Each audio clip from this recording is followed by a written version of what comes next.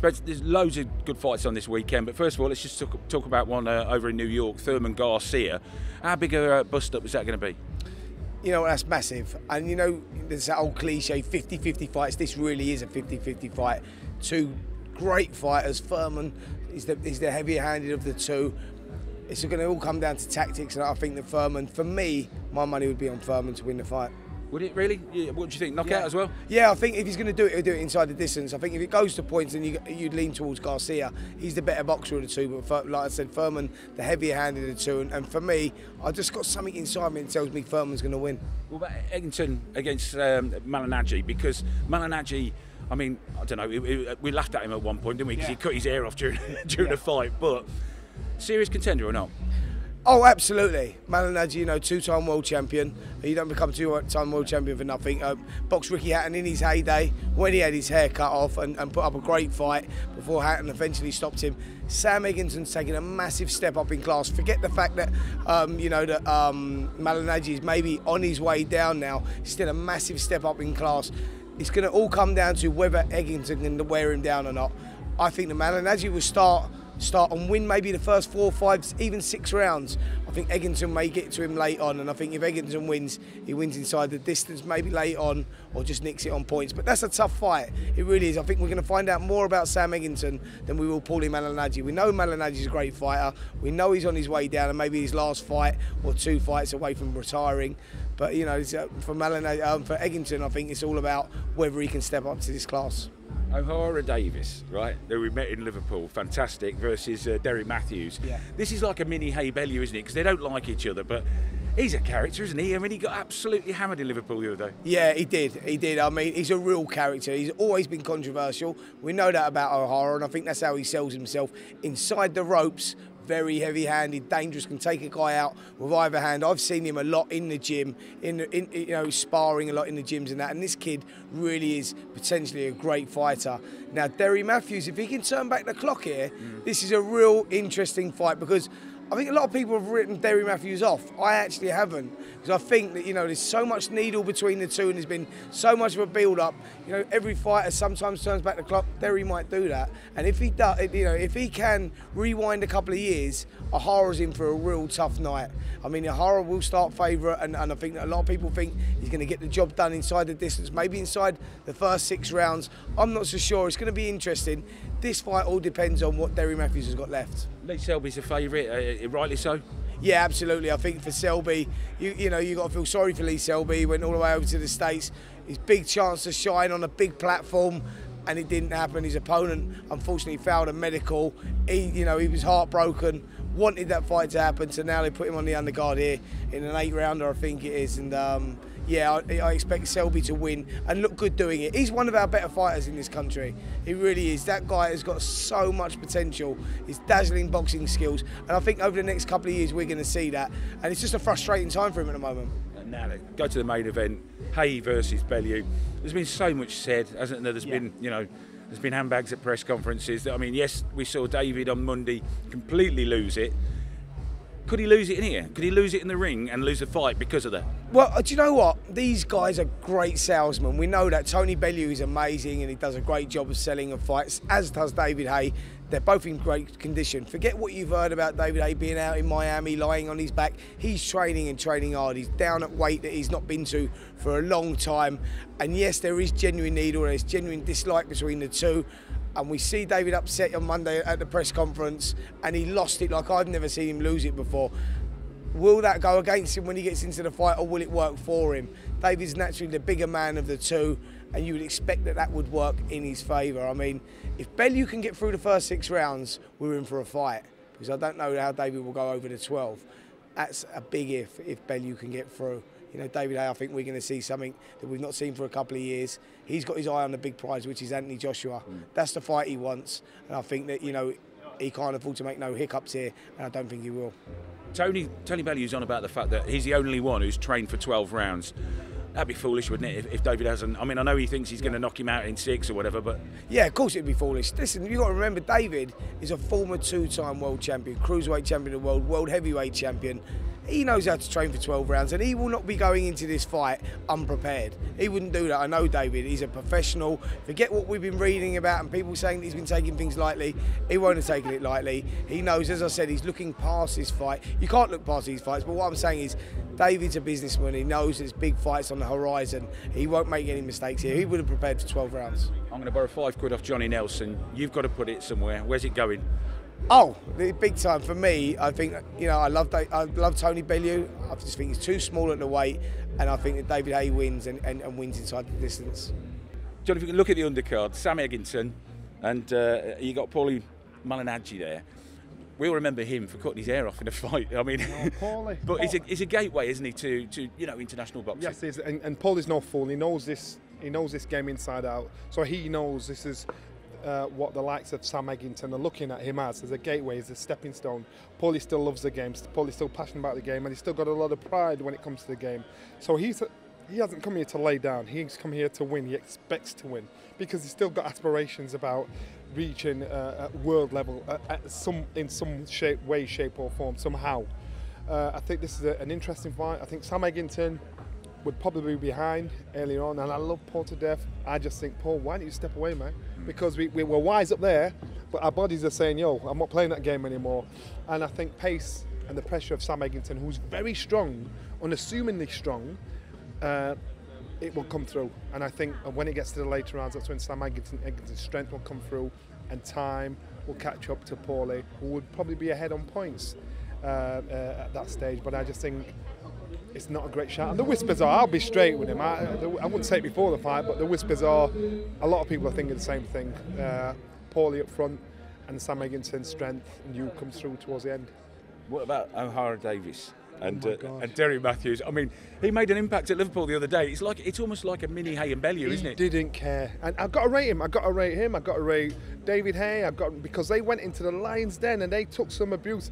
It was funny, I must admit, but I wasn't at the receiving end. But it was like pantomime. It was like pantomime. And O'Hara Davies, who was out there on his own at first, really giving it the crowd back. But he came out on his own, didn't he? I came out on his own, sunglasses on, white headphones, suited and booted, and he said, I'm going to beat your boy up.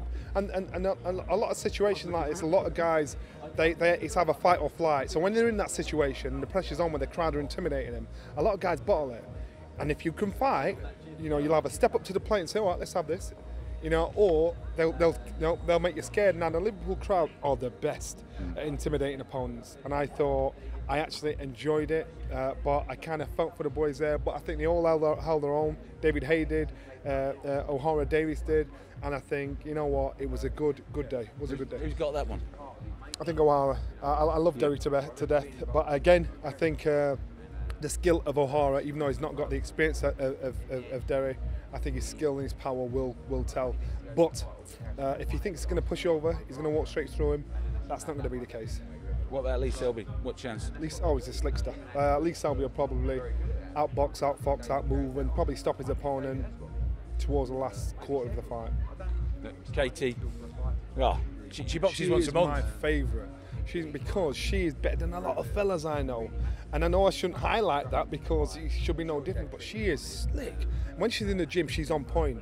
And she's like a world-class professional athlete, and I think I've got to commend Eddie for pushing Katie on this platform here, because I think it'd be such a shame if you didn't see her talents. I think she'd had enough of the professional game, and so towards the amateur game. So I think towards the end of her amateur career, she started to lose interest. You could see that in the results. You could see that in the performances. Now, as a professional, she's reinvigorated. She's loving it. She's loving the buzz. She's loving it's a completely new game. She's like a fresh fire at 30 all over again. Haye Bellew, obviously the main event. Press conference was absolutely cracking. I mean, you couldn't take your eyes off it. One for the crowd, one for the fighters themselves. But David Haye said some bad things, called the Liverpool fans idiots, morons, retards. Yeah. Listen, let's get it right. You know, and we're taking this all out of context. There's certain things that are not politically correct that we all say and do. I think in this situation, you know, when you're angry, you know, when you're mad, excuse my French, shit falls out of your mouth. Yeah. And this was one of those occasions for David, because he was getting badgered by the crowd, and I thought, wow, this is intimidating. And you know, it was a hostile crowd. He was getting badgered, and they were shouting personal things to him about his belt. Yeah, and so therefore he bit, and anybody that's complaining about this, you know, they're being a bit of a hypocrite, because we all say things that are just wrong when we're angry. And some of the things that were said to David about his wife, about his kids, about his marital situation, should be out of it. And so yes, he's going to get rattled, he's going to get riled, and he bit. And for Tony, he's playing right into Tony's hands, because Tony's the kind of fighter that can create calm out of chaos. So when he gets in your face and he's growling, he's shouting, and you get in that game with him, he's thinking, all right, this is my game. So if we have a tear-up, we're going to be doing this all night, because I'll be the last man standing. And he had to get David into that way of thinking. I did it with Carl Thompson when I boxed the world title. Yeah. I needed him to hate me, so he'd deviate from his game plan, deviate from taking his time round 2, round 3, round 4. He just wanted to rip my head off. So every round he's trying to throw punches, and he's depleting his energy levels. This is what condition you want your opponent in, and that's exactly what Tony wants to get David in that situation there, because Tony himself says David was a class boxer, a class athlete, one of the fastest, more powerful punchers at heavyweight. But he believes he's seen something we haven't. We thought it in David's last 2 fights, a bit flat-footed. We thought, ooh, you know, that doesn't look like the old David Haye. Tony's a student of the game. You know, he's thinking, this guy's shot. And he's the first one that spotted it. And we'll see if he's right, how right he is come Saturday night. Because to me, it's an intriguing fight.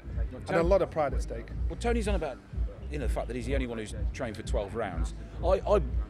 I believe that, because I don't think David for a minute thinks this is going to go past 6. David's no fool. Remember, David, if you look at David's achievements, you know, you don't do this through luck. You don't do this through, you know, through making silly mistakes. If he's silly enough to not think this is going to go 12 rounds and not train for 12 rounds, that is the biggest faux pas any professional fighter could ever make. We don't do that. You train for more than 12 rounds. So David will expect this fight to go early, depending on Tony's attitude. And the way he's built, the size he's coming in, check out his weight. I reckon he'll come in about 15 stone 1, 15-2, and Tony probably weigh more than he will. Yeah. And that means he's going for short burst power. So he's going to go for the knockout. But the thing is, Tony's got to talk David into really letting the shots go early. So it's going to be a struggle for him to try and box the distance. That's the idea. That's why Tony's saying what he's saying. That's why Tony's winding him up how he's winding him up, to get him angry, so he depletes his energy levels, so that towards the back end of the fight, that energy's not there. This would suit Tony down to the ground the longer the fight goes. He knows that. But if David gets into a dogfight with Tony, it makes it 50-50. Me and you could fight and sling punches. It's not a case of me being the next world champion. It's a case of who lands first. And that's the situation Tony wants to get David into. It's a bit unfair because I've got a microphone in my hand. But, glasses on. But in a minute, I'm going to borrow a $5 off Eddie. I'm asking you where to put it on Saturday night for the main event. Where's it going? I like both fighters. And all right, taking emotion out of it. Common sense tells me David Haye, because I know his power that he's got. I know performances that he's put on. But then I'm looking at it from Tony's point of view, and looking at David Haye's last 2 performances. If we are judging David on his last 2 performances, then I would say Tony Bellew. But I'm not going to judge him on his last 2 performances, because I think he performed to the level of the opponents that were in front of him. So he didn't have to kill himself. He didn't have to really perform at top level. He just thought, I'll get rid of this guy, just knock him out. And so I've got to side towards David. But like most people, they probably want Tony to win, but don't think he will.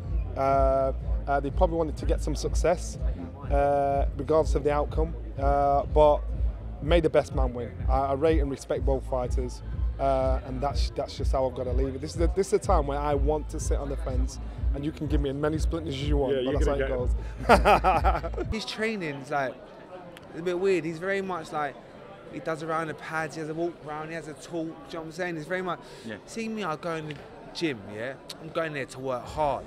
Hear me? It's like I'm just in the zone. He's a bit like relaxed, chill, like, you know, he's all over the place. David Haye, but that's the way. Listen, different things work for different fighters, and David Haye's very relaxed. He relies on his power though. He relies on his power. Yeah. I couldn't do that, but he relies on his power because he knows he can knock people out. But he's still one of the best heavyweights in the world. Very, very tired, and hits extremely hard. Like, it's a hard fight. It's a very hard fight, but I'm a Bellew man. My bro, he's one of my good friends, and I honestly think that he can pull it off. Double pressed it, sorry, at the start. You what, sorry? I double pressed it at the start. Did you? Right, okay. So from that last one. Right, okay. Sorry, mate.